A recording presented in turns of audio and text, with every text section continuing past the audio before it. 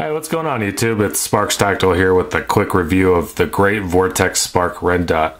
I was looking for a red dot for my AR-15 and I primarily wanted a cheaper one. I didn't want to go out and spend $600 on an Aimpoint Micro T1, which is my preferred red dot. If I had a choice between Aimpoint and s-tac, I'd go with the Aimpoint T1 Micros. But I wanted something small that wasn't going to add too much weight to my rifle, but at the same time I didn't want to spend too much money on a micro red dot. I looked into like other sites like a Barska or Bushnell Trophy, and I didn't like them. I mean, they seem pretty cheap and not as high quality as a lot of the other red dots that are out there. And when I stumbled across the Vortex Sparc, I was very impressed. I mean, it almost closely resembles the Aimpoint, almost down to a T. And so I liked it. And when I ordered it, I was surprised at how nice it actually was when I actually got it and put it in my hands. As you can see, I have it here mounted on my Troy Industries standard TRX rail. This just allows me to manipulate it better in front of the camera instead of fumbling with a gigantic AR-15 in front of the camera here. But as you see, it's a very small optic. I mean, it met my needs perfectly as far as size and weight. And from this angle, I mean, it looks almost exactly like an Aimpoint. But not exactly, but it closely resembles it. You can see it comes here with these rubber caps. I mean, they're not the best caps in the world. I mean, they kind of slip off unless you have them at an angle like how I had mine. But it's a very durable sight. I mean, the optic is made out of a single piece T6061 aircraft aluminum. It has a total weight of 5.2 ounces, and it's a very small, very high quality optic.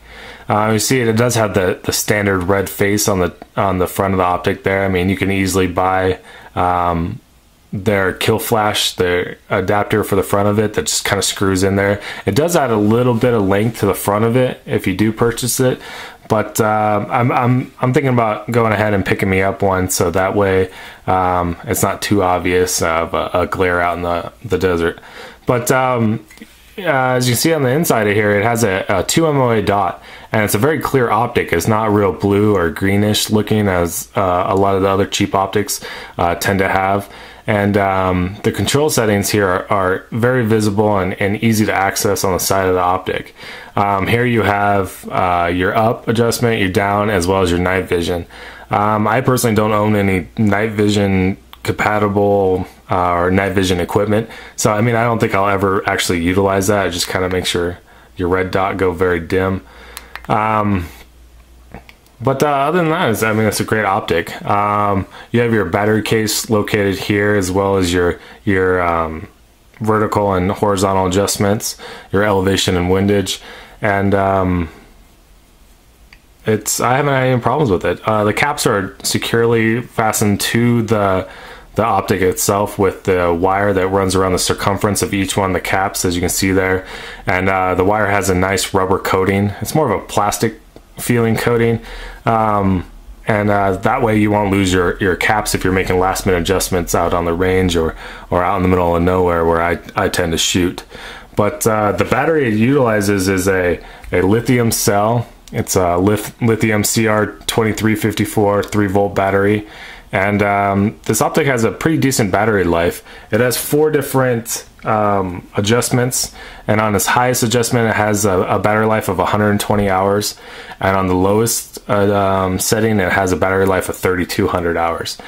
This optic has a 1-button push on, so I mean, that's probably the only negative thing I could think about the optic. I mean, is once you tap it, it's on. And a lot of guys complain about if they have them in their range bag, or if they're out and they don't want their optic on, they're holding it and they bump it on like their chest rig or any type of clothing or anything like that, it automatically comes on and it kills their battery. But it does have a 6-hour automatic shut off. So I mean, if that does happen, it will shut off instead of staying on continuously until it's dead. I personally keep this in a range bag, and it does come on, and I noticed that I'll come back to it like after putting it away, and when I take it out to clean it, it's on. So what I'll do is I usually just unscrew the cap and I'll take the battery out. I mean, this isn't something that I'm going to need to go to war with and have instant ready, so that doesn't bother me. That actually might bother some other guys. As far as the other quality issues on this red dot is, if you look in the front here, see if I can pick that up, you can see the red dot from the front of it. I mean, a lot of the aim points and other holographic sights, you won't be able to see that. With this optic, you can. It's not as bad as like a Bushnell. I know a lot of the Bushnell red dots, I mean, it's pretty obvious. But in a low light, like nighttime setting, if you were going to use this optic, you will be able, somebody will be able to pick you up just based off the red dot there. But in all, I mean, it's a great optic. I mean, for $199 or $179, which I picked this up for, it's a great optic for everything you get. It does have a lifetime warranty, and Vortex is very nice about when it comes to problems or issues with their optics. I've heard that anywhere from it not turning on to it having a bum dot or anything like that, they'll send it in, they'll replace it. It's not like they'll send it in, take a look at it, and fix it and send it back. They'll just send you a brand new optic right then and there.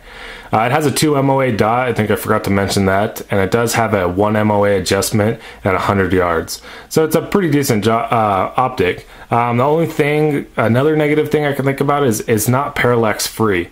It's only parallax free past 50 yards, which is kind of a negative thing, but I personally haven't noticed it. I've shot it at different ranges under 50 yards, and I haven't noticed it being affecting my accuracy. I think if I did a lot more precision shooting, I might notice that, but for me, running gunning and taking it out in the desert, I haven't had any problems with it. So yeah, it's a decent optic. I'm gonna go ahead and show you everything that it comes with in the box, so that way you guys know what you'll get when you order it. It comes with 2 batteries. I have one that's in the optic and one off to the side here, so I can show you guys. It does come with a rubber cover, like I showed you guys earlier, and it comes with a lot of different accessories on the inside here. You can see it comes with your standard instruction manual. It comes with your microfiber cleaning cloth, all the mounting hardware that you'll need for the different types of mounts, and I'll go ahead and show you guys the mounts. The mount that you see on here is your standard AR-15 mount. This allows true co-witness with your standard AR-15 iron sights, and it works great. You can also add a shim in between the optic itself and the mount that allows for, I think they call it a 1/3 co-witness, but your dot's not lined up exactly with your iron sights. It's a little bit above it, so that way if your dot went out or anything happened to your optic, you can still utilize your iron sights. And on top of it, it comes with your standard mount for if you want to mount it flush onto say a pistol or a .22 rifle or an AK-47, which is a great mounting option. Here's the shim I was telling you about earlier. It just adds a little bit of height to it for that 1/3 co-witness if you guys are looking to mount this on an AR-15. On top of that, it does come with a 2x magnifier. They call it the doubler. I personally don't use it because it's kind of cheesy in my opinion. It's nice that they throw it in there. I mean, if I had to, I could use it, but this just screws onto the back of the optic here, and it adds if I can get it to screw in here for you guys, it just has it adds bulk or length to the overall optic. I mean, it almost doubles the size of it, so I think it looks tacky. I mean, the magnifier kind of has your fishbowl effect, and it's real narrow, and the eye relief on it's pretty poor, but it's nice that they throw it in there.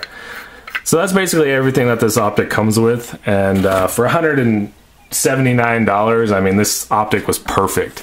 I've been using this optic for a little over 3 months now. I've taken it out numerous times, and it's very durable. They actually test this optic with 1,000 rounds of 357 Magnum. So it's definitely going to hold up to any type of harsh recoil. I mean, the AR-15 shoots like a 22, so I mean, that's basically is a 22. But you won't have any issues with it not holding up to the recoil and not being durable enough. I'm sure if you threw this thing on a shotgun, you wouldn't have any problems.